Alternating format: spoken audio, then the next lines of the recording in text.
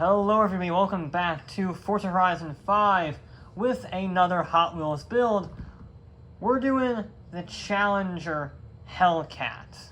It's very big, it's much bigger than the than the Nissan from last time, and it's certainly more powerful. This is not the Demon, for reasons we'll get to in a little bit. No, this is the normal one, but it still has 707 horsepower, and I think this might actually do pretty good. It's very heavy, but very powerful. We could swap the engine. I doubt we'll need to. If we do, wow.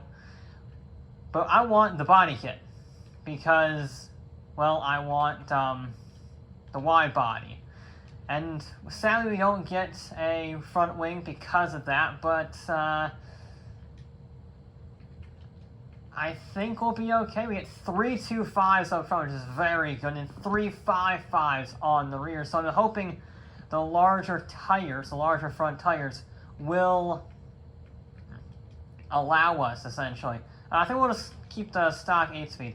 I'm hoping it'll allow us to turn in as much as we need to without front aero, because I think bigger tires is always better. That's how Forza works. We will get it down to 3,600 pounds. Why is that so much? I guess that's only 130 pounds. Okay. Just weight savings then, I guess. We'll try and get as much weight out as possible. We're running out of PI. We're gonna need the TVR engine, I think. Of course, that makes us even heavier. That makes us even heavier. Why do you do this to me? We're going to be nearly 2 tons at this rate. I knew we were going to be heavy. I didn't think you would be this heavy. And we're 1,300 horsepower, for Christ's sake. And we're actually not at the top of S1. See, we're gonna try something. We're gonna try, because I think the stock tires. Oh dear. Oh, that keeps rid of all of our chassis and suspension. Okay, hang on. Let me fix that. I was very concerned initially that removed everything. There we go. Can we get front air then? Yes. And what are their tire sizes? Because that will really dictate this. 295s at the front, not great. 335s on the rear. I think we're actually going to stick with that. As much as I thought the wide body would help, I think it adds a little more weight, which you don't want, and it removes our front aero. This thing isn't going to be the best handling, and 1,300 horsepower is plenty, and 1,000 torque. So we're going to have a little bit less on the tire size, but 335s are still pretty darn big. And we're going to have slightly less front tires, but we're going to have front aero. So I think that offsets it. Our target time is still the 962 CR. That's a 143.6. I guess our target time that we actually built a car for is the M2. That's the closest it's come to the 962. That did a 144.5. So this thing, I don't know how it's gonna fare because it's very powerful and it actually has good sized tires, but it's also very heavy. This is much more in line with the Lightning, the SVT Lightning, and I don't know how that's gonna fare really. The Lightning is at the very bottom of our leaderboard, so that doesn't sound very good. But maybe this will be different. Maybe because this does have a lot more power. Well, a bit more power than the Lightning. And it is more in tune with track. You know, people have actually raced this at the very least. I don't remember anybody that's ever raced a Lightning apart from drag racing. So this is better in that regard. And it is, at the end of the day, actually a lighter vehicle with slightly better aerodynamics. I didn't think I'll be saying that about a Challenger, but there you go. You figure out, you do something new every day. Whoa, okay. I didn't get the dismount on the banking right. Hopefully I can do that a little better, and that's not just an issue with the vehicle. Because the Pulsar really likes going high and then cutting down low. Let's see how the brakes are. Brakes are actually pretty good. That's very good for the speed it was carrying down there and the weight of the thing. I was able to brake at the same point as the Pulsar, so that is good. I like it when I have brakes. That is probably the most important part of the car, because, well, if you don't have brakes, they're sort of hopeless. Straight line speed is okay. It's nothing to shout home about. I was hoping for a little better from 1,300 horsepower, but there you go. What are we going to do down here? It's going to be just north of 200, and we're going to leave it in 5th, I think. 203. We can carry good corner speed, so they're probably going to hit 200 on the way back down. Yeah, 207 is, 208 is not bad. I think I want to stay in 5th, okay. Some cars like to shrug off too much speed down there. 148.3, I wasn't paying attention. 148.3 is not bad for an opening lap. But I was saying, most vehicles tend to shrug off a lot of speed through that corner, so I downshift to keep it in the rev range. This thing, though, I think it's fine in 5th, to be honest. It actually carries decent amounts of speed. Its power-weight ratio is pretty good. It's about 3,800 pounds, or 3,700 pounds for 1,300 horsepower, so, 3.1 pounds per horsepower, I think is the number approximately, based on my internal math while driving a Challenger through a half-pipe. So that's not bad. That's certainly nothing to complain about. It's also not as fast as, say, the M2. The M2 was the perfect balance of handling, just enough handling to get it smoothly around the course, and insane speed. It was hitting over 220 down the straightaways.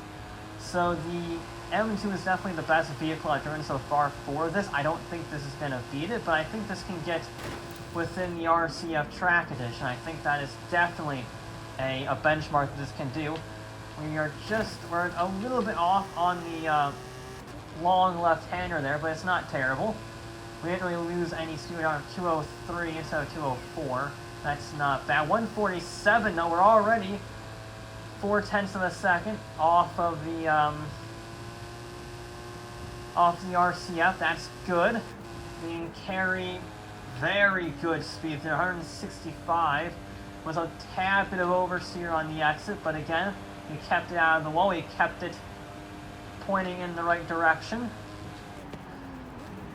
Yes, you really want to do late apexes on this thing because it doesn't have this sheer grip of other vehicles, so you really got to make use of that 1,300 horsepower. And yeah, I'm liking how this thing drives. It's not going to win. It's not going to do all that well, to be perfectly honest, relative to our target time. But I like it. I like how it drives. For what these vehicles have been accomplishing in regards to the competitiveness with the 962, this is pretty good. I was expecting this to be a little bit worse, I'm not going to lie, because of the weight and the aerodynamics of it. I brake a little early there because I was carrying almost 200 miles an hour into that corner, and I think that was the right call. Ooh, got a little bit swirly. I had to lift off. I got a little squirrely on the transition there. I got on the power a little too early, and I think that blew my run. God damn it. That's really annoying. Yeah, because this is going to cost us all the way down to this corner. I really didn't need that Challenger, whatever the hell you are. It's not going to be a faster run because of that. Damn it. That was so good, and now it's not. And I messed up on that corner, so I'm a little bit slower here. Not great. We're going to have one more lap, essentially. Unless this one turns out to be a miracle. Yeah, there we go. That was good. That was a good run through that corner. You can carry 168 miles an hour through there. That's very impressive. That really helps us on this uphill bit. We're going to let the corner speed naturally shrug itself off to get a good apex there. I feel a little bit squirrely. heading up the hill there, but it's no big deal.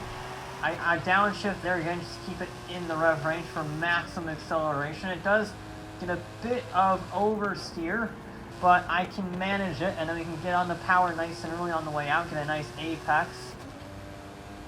I think this run can be faster despite the opening salvo, provided I don't mess anything up a little bit. I held it a little bit too much on the half pipe there on the wall, but I didn't lose any time really. 194 into the braking zone, that's very fast. I actually probably braked a little too early, I was afraid.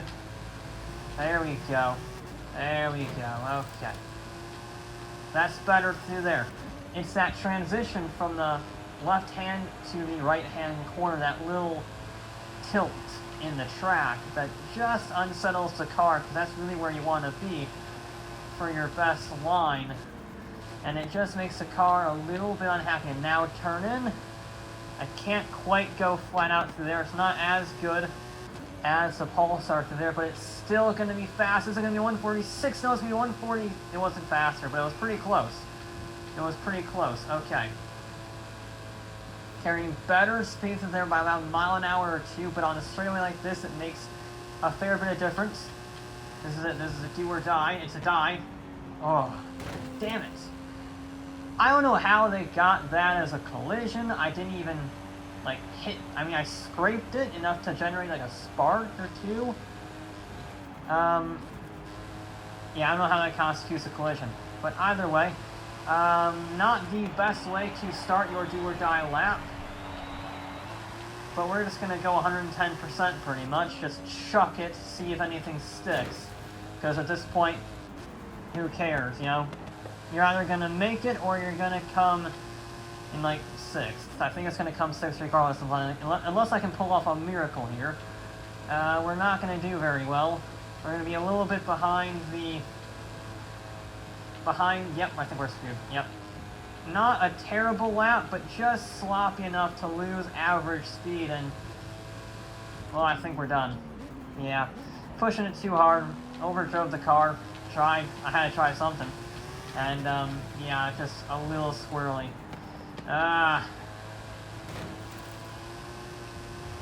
Damn. Damn, damn, damn. I mean, there's no point in finishing. I'm way off the pace. The first corner wasn't great. Then I, really spun it on the half pipe, and that hairpin also was way too slow. Just the average pace was down.